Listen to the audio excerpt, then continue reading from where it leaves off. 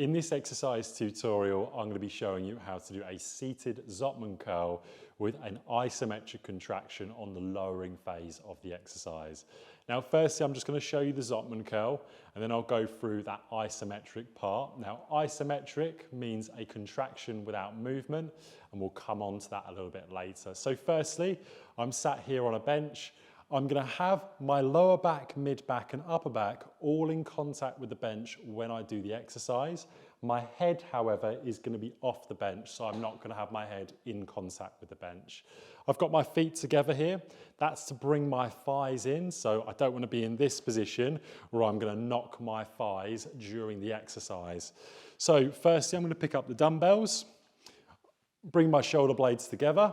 Now, what I want you to notice here, and it's the most important part, is the position of my palms. So I'm in a palm up position. I come up into a bicep curl, into maximum contraction where I can't go any further. Now notice what my palms do. They face downwards, and then I come back down to my start position and then repeat all over again. So that was palms up, do your bicep curl, palms down, slowly back down. All times, I'm trying to keep my elbows as close into my sides as possible.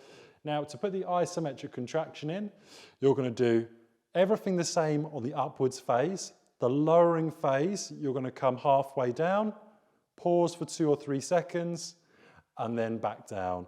So that was up, palms down. Once you get to a point where you've got that 45-degree in the elbow, 2 to 3 second hold, and then bring the weight back down to the start position.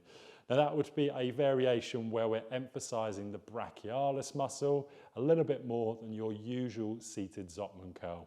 You'd repeat that for your desired amount of sets and reps, and that's how to do a seated Zottman curl with an isometric contraction on the lowering phase of the exercise.